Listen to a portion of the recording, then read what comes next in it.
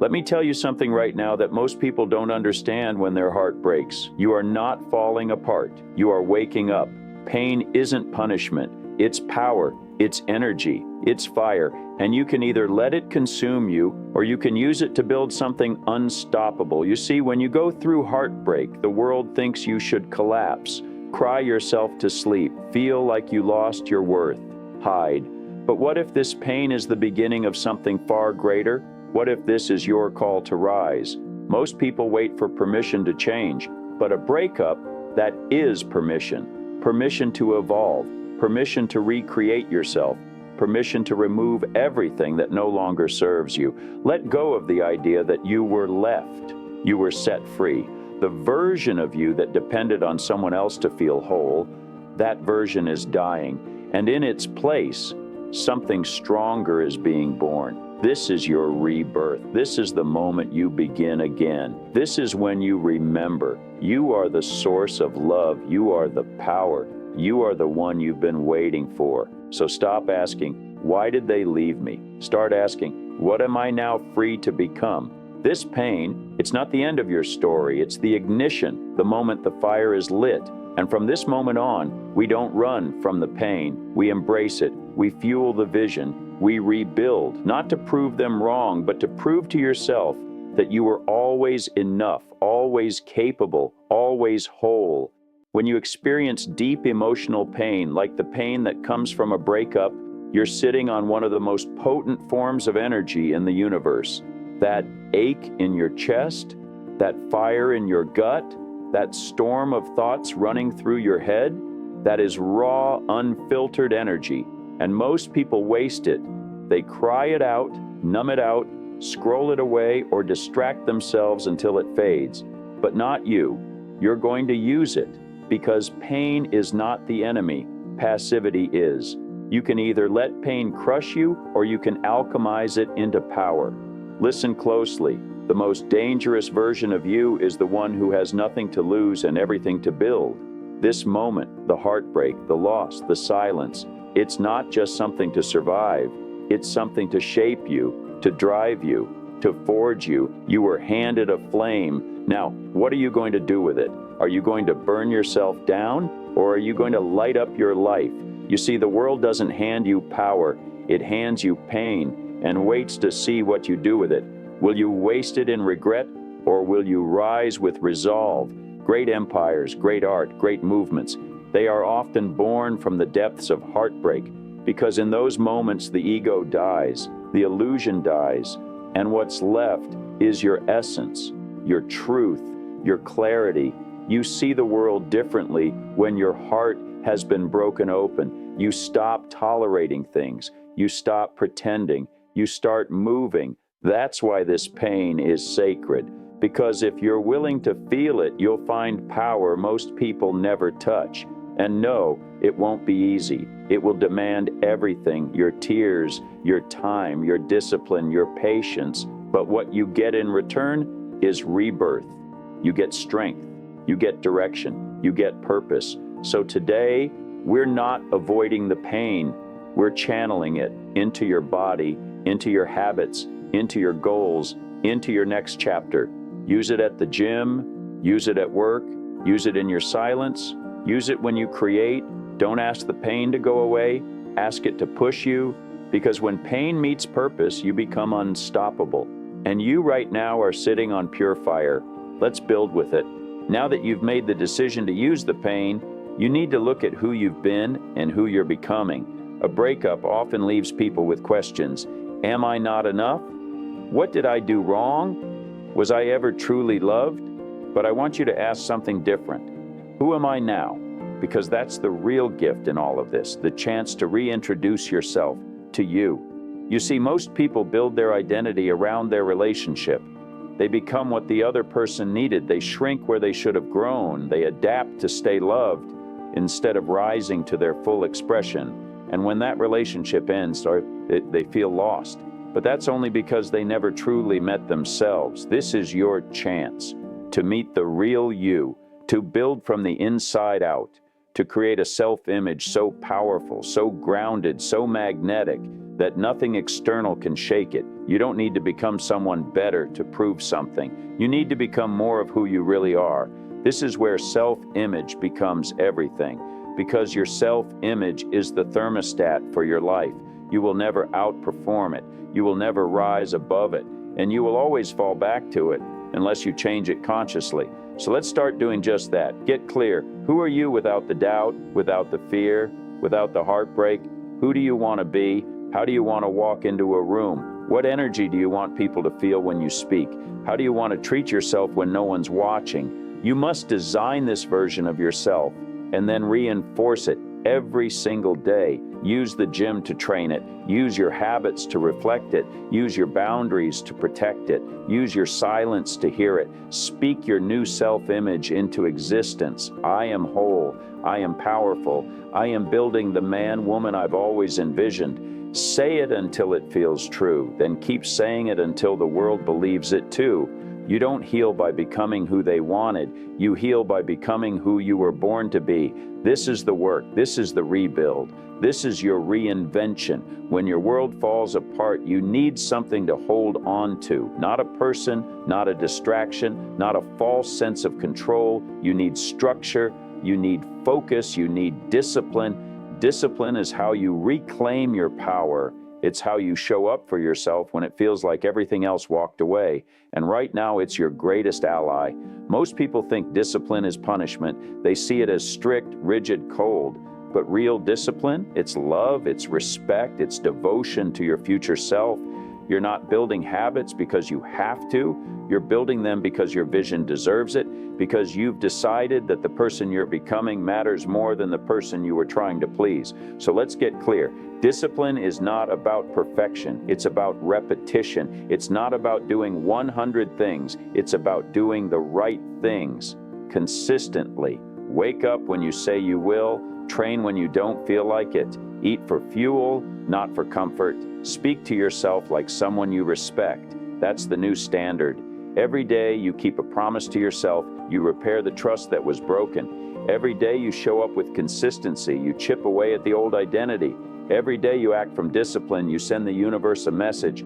I am serious about who I'm becoming. Discipline brings order to chaos. It gives your pain a place to go. It converts energy into momentum. So while others numb their pain, you'll build with yours. While others stay in the past, you'll construct the future. And when you feel the weight of it all, you breathe and you move anyway, because you've made a decision that no one, not your ex, not your past, not your emotions, gets to define who you are. You do. And every disciplined action is proof.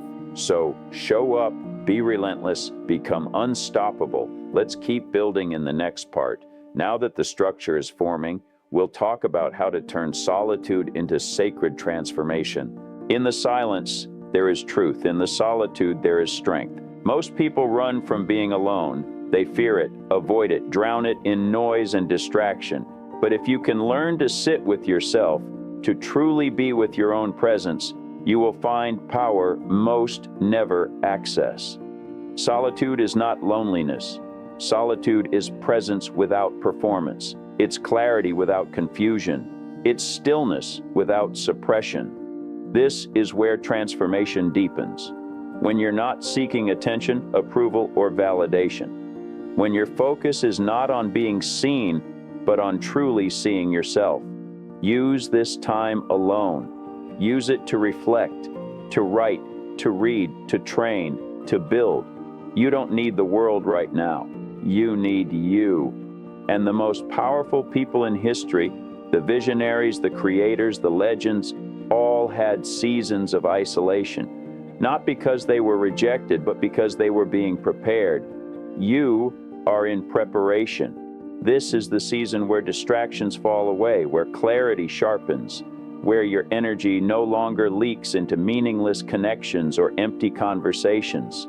Your solitude is not punishment. It is a sacred space. In solitude, you hear your intuition more clearly. You listen to the voice that says, I was made for more. I am building something real. I don't need to chase. I attract. Let this time refine you. Let it carve you into something rare. Let it strip away the noise so that only your truth remains. Because when you emerge from this, you won't be the same. You'll be stronger, sharper, cleaner, calmer, and you'll no longer crave what broke you because you've become whole. So don't resist the solitude. Step into it. Let it shape you. Let it serve you. Because on the other side of this quiet storm is a version of you so focused, so grounded, so powerful, nothing can pull you back. Now that you've built discipline, found your center, and rediscovered your identity, it's time to put all of this energy into something bigger than your past.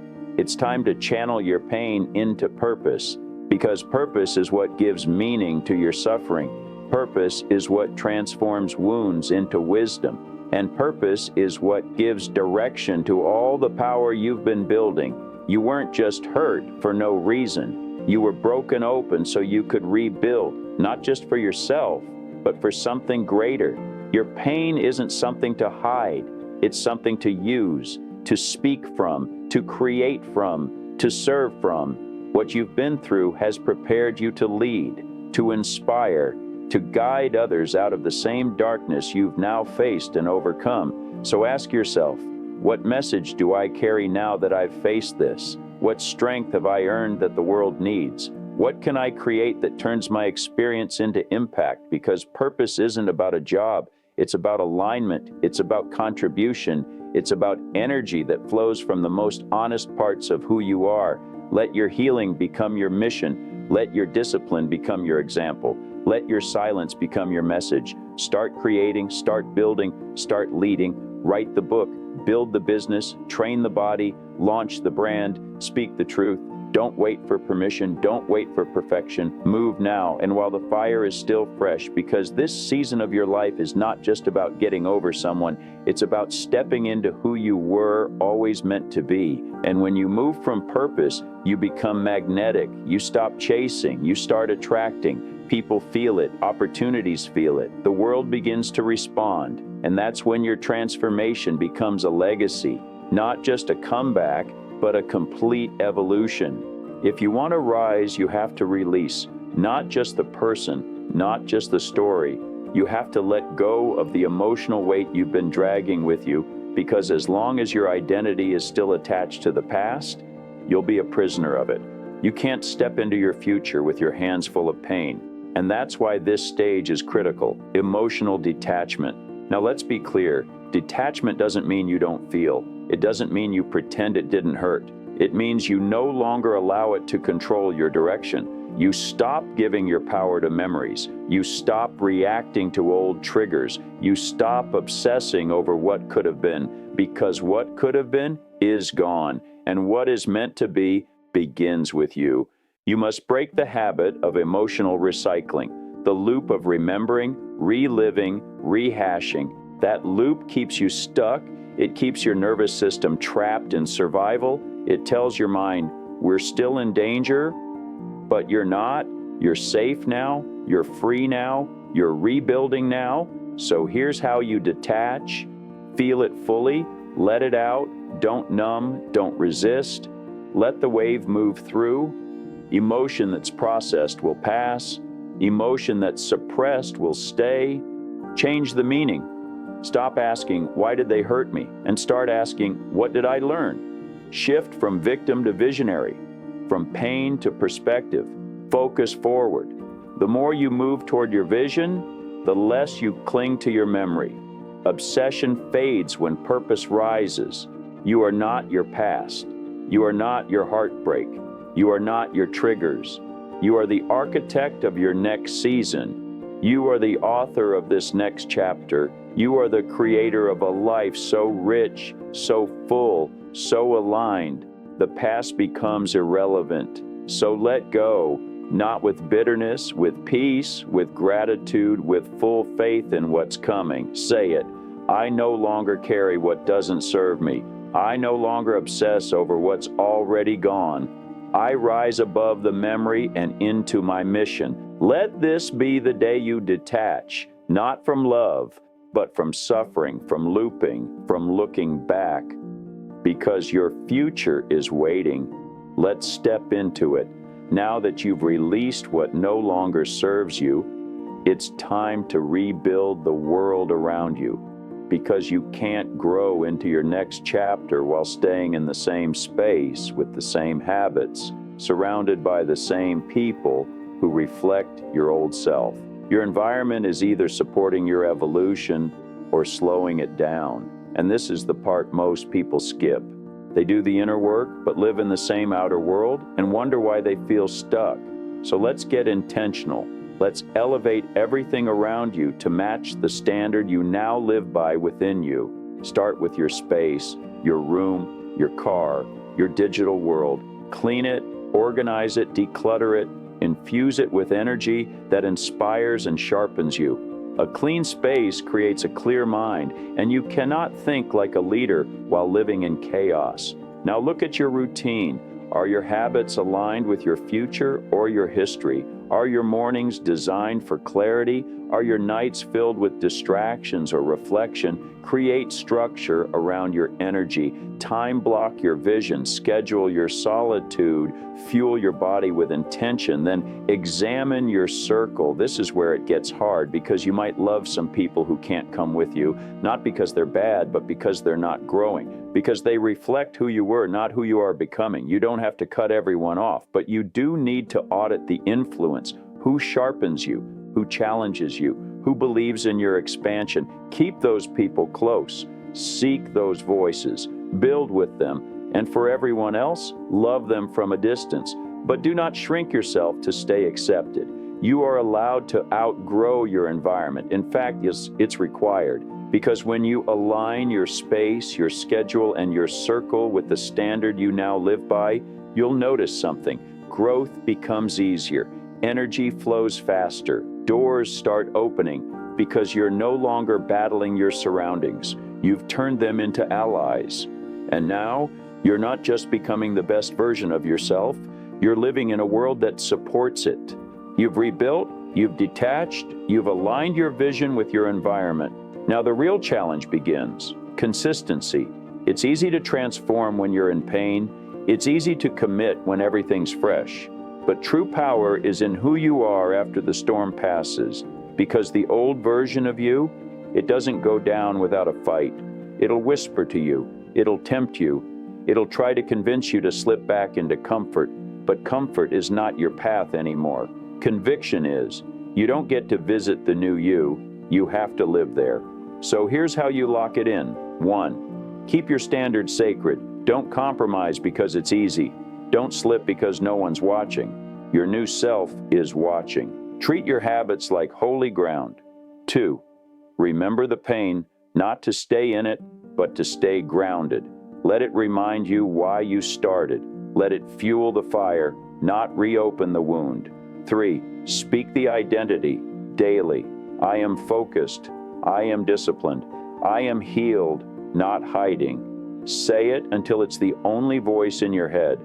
4. Stay in motion. Momentum is your best friend.